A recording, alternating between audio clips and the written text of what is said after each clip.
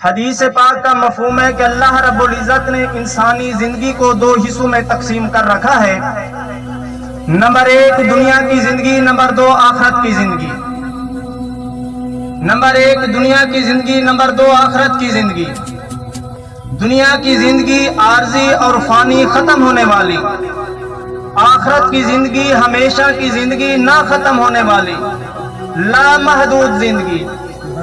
دنیا کی نعمتیں زوال پذیر، ختم ہونے والی، ایک نہ ایک دن ملیا میٹ ہونے والی. اور آخرت کی نعمتیں، آخرت کے تحفے ہمیشہ ہمیشہ کے، جو تا ابدی ہے، ان کو کوئی زوال نہیں. دنیا کی زندگی بہت تھوڑی، آخرت کی زندگی لامحدود. دنیا کی مثال کثیر، ایک پانی کے قطرے سے بھی تھوڑی.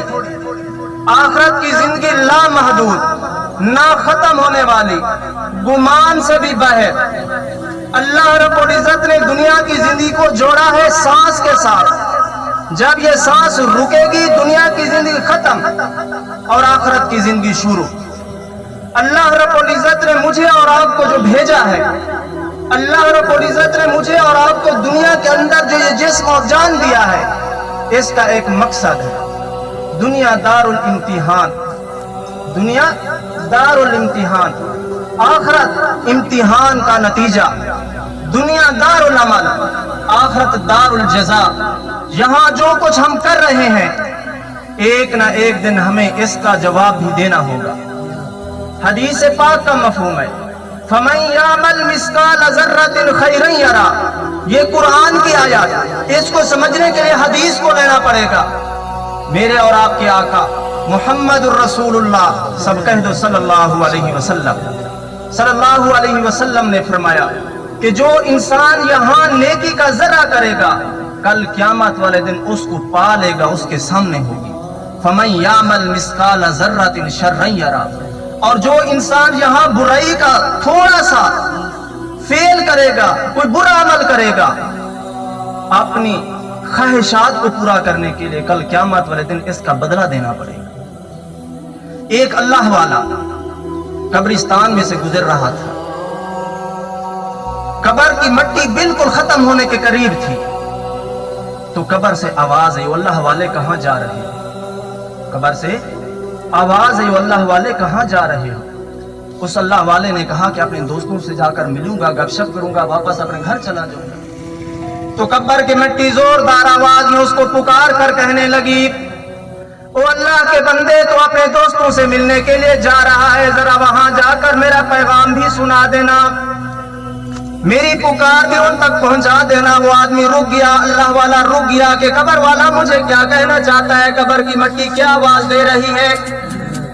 اس قبر سے آواز آئی کہ اپنے دوستوں سے جا کر کہہ دینا کہ ہم تو بے وقوف تھے، بے وقوف ہو کر قبروں میں چلے آئے. تم عقل مند ہو، بے وقوف ہو کر قبروں میں مت آنا. جس چیز کو ہم نے کامیابی کا معیار سمجھا تھا، وہ قبر میں آ کر معلوم ہوا کہ سب کی سب دھوکہ ہے. اس اللہ والے نے پوچھا کہ اے قبر والے، تو نے کس چیز کو کامیابی کا معیار سمجھا تھا؟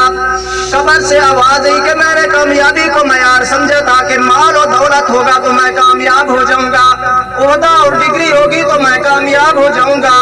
اللہ رب العزت نے مجھے جاگیر دی تھی، میں جاگیر کے چکر میں پڑا رہا، اکٹھی کرتا رہا، زیادہ کے چکر میں، ایسے سوچ میں کہ میں کامیاب ہو جاؤں گا.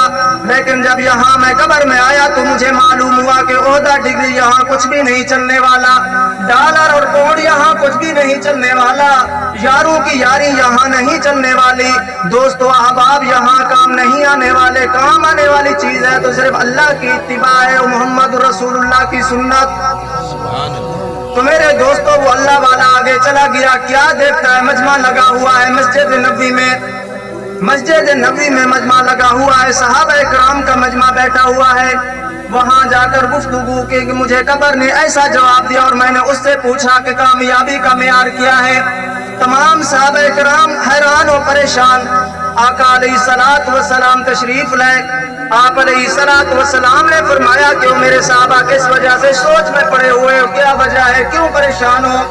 صحابہ کرام علیہ الصلوۃ والسلام نے فرمایا کہ میرے آقا، دنیا کے آقا، ساری کائنات کے محبوب، माशाअल्लाह उस्ताद मोहतरम भी तशरीफ फरमा हैं, कुछ देर में वो आपके सामने बयान फरमाएंगे।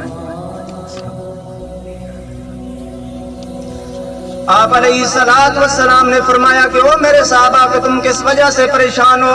सहाबा ने फरमाया या रसूल अल्लाह सल्लल्लाहु अलैहि वसल्लम, हम कब्र की आवाज सुनकर बड़े परेशान हैं। तो आप अलैहिस्सलातु वस्सलाम ने फरमाया कि मेरे सहाबा कब्र की जिंदगी बहुत आसान है, शर्त ये है कि तुम लज्जतों को तोड़ने वाली चीज को कसरत से याद कर लिया करो। पूछा गया या रसूल अल्लाह सल्लल्लाहु अलैहि वसल्लम, लज्जतों को तोड़ने वाली चीज क्या है? आपने फरमाया अक्सिरू हाजिमिल लज्जात, कि मौत की कसरत से याद लज्जतों को तोड़ने वाली चीज है।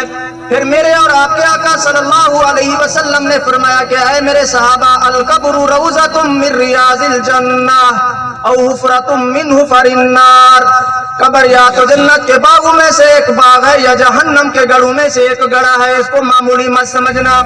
हजरत उस्मान गनी रज़ी अल्लाह ताला अन्हु अपने दौरे सहाबा में मस्जिद नबवी के करीब जन्नतुल बकी में बैठे कब्र के सिरहाने रो रहे हैं। सहाबा ने पूछा कि उस्मान क्या बात है, क्यों रो रहे हो?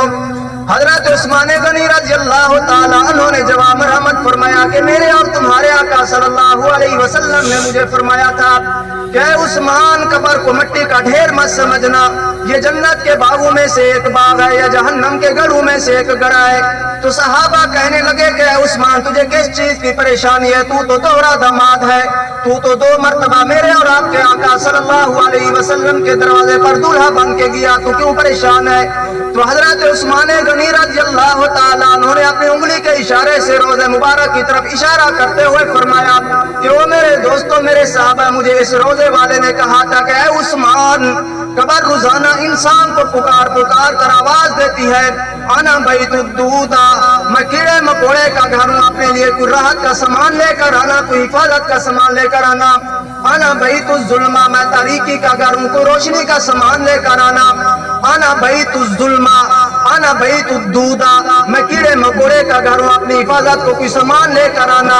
यही कब्र रोजाना पुकार पुकार कर इंसान को मुखातब करके कहती है, ऐ गाफिल इंसान, आज तू मेरी पोस्ट के ऊपर चलता है, कल तू मेरे अंदर भी आएगा, देख लेना मेरे रवैये को कि मैं तेरे साथ क्या मामला करती हूँ। चुनाचे जब अल्लाह का नेक बंदा, अल्लाह की इताअत करने वाला बंदा, सुन्नत के मुताबिक जिंदगी गुजारने वाला बंदा इस दुनिया से चला जाता है, तो कब्र उसको पुकार के कहती है, अहलन व सहलन मरहबा, तेरा आना बहुत मुबारक हो, तू मुझे सबसे ज्यादा महबूब था।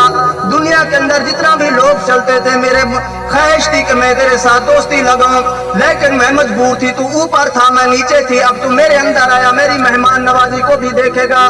चुनाचे हदीस पाक का मफहूम है कि वो कब्र कुशादा हो जाती है, बहुत ज्यादा खुली हो जाती है। एक फरिश्ता कब्र के अंदर नमूदार होता है, अल्लाह के हुक्म से कहता है कुम बिइज़्निल्लाह, वो मुर्दा खड़ा होकर बैठ जाता है, कहता है कि अल्लाह के फरिश्ते मुझसे क्या पूछना चाहता है? वो फरिश्ता अर्ज करता है कि अल्लाह के नेक बंदे जरा ऊपर की तरफ तवज्जो तो कर, गौर और फिक्र तो कर। चुनाचे जब ये अल्लाह का बंदा ऊपर की जानिब देखता है तो जन्नत पूरी आबो ताब के साथ सजी हुई उसके सामने होती है, पूरे दरवाजे खुले हुए होते हैं, जन्नत की नेमतें उसके सामने होती हैं, हूरो गिलमान चलते रहे होते हैं। ये बंदा मुश्ताक होता है, आगे बढ़ता है ताकि मैं इसके अंदर दाखिल हो जाऊं। वो फरिश्ता कहता है ना ना, अभी तेरा वक्त नहीं है, थोड़ा सब्र कर, ठहर जा। चुनाचे वो आदमी थोड़ा सब्र कर लेता है, फिर वही फरिश्ता उसको कहता है, अल्लाह के बंदे जरा अपने पाँव की तरफ तो देख। जब वो अल्लाह का बंदा अपने पाँव की तरफ देखता है तो क्या देखता है? जहन्नम पूरी आबोताब के साथ, अपने पूरे दरवाजे खोले हुए, भड़कती हुई आग के साथ, मुख्तलिफ अज़ाबात के साथ, चीखों पुकार के साथ बंदे के सामने हो जाती है। वो बंदा डर के एक तरफ सुकड़ने लग जाता है। अल्लाह का फरिश्ता कहता है ना ना, तू इससे ना डर, दुनिया की जिंदगी के अंदर तूने अपने मालिक को राजी किया था, तेरा मकाम वो ऊपर वाला है, नीचे वाला नहीं। अगर खुदा ना खाता तो अपने मालिक को राजी करके ना आता तो तेरा मकाम भी यही होता जो तू नीचे देख रहा है।